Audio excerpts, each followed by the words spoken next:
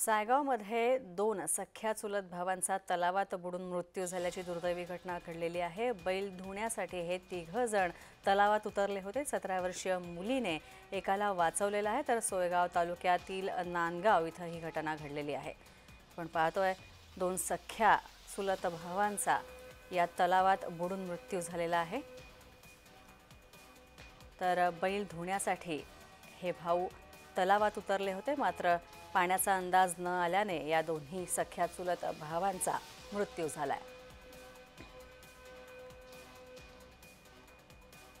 आपण पाहतोय बैल धुण्यासाठी हे दोन्ही सखे चुलत भाऊ उतरले होते तलावात। संभाजीनगरची घटना आपण पाहतोय, सायगाव मधली घटना, मात्र सोयगाव मधली घटना, मात्र या दोन्ही सख्या चुलत भावांचा पाण्यात बुडून मृत्यू झालाय। विजय शिडे आमचे प्रतिनिधी आमच्या सोबत आहेत। विजय, अत्यंत दुर्दैवी अशी ही घटना, काय माहिती आहे? नक्कीच मी जर पाहिलं छत्रपती संभाजीनगरच्या सोयगाव तालुक्यातील धक्कादायक घटना म्हणावं लागेल।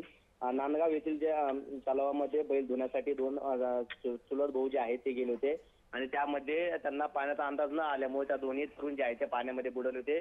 पाहिलं तर त्या ठिकाणी तिघ जण होते, त्यातील एक जणाला वाचवण्यात जो आहे तो गावकऱ्यांना यश आलेलं आहे, मात्र दोन सख्या चुलत भावांचा जो आहे त्या पाण्यामधून बुडून मृत्यू झाल्याची घटना घडलेली आहे।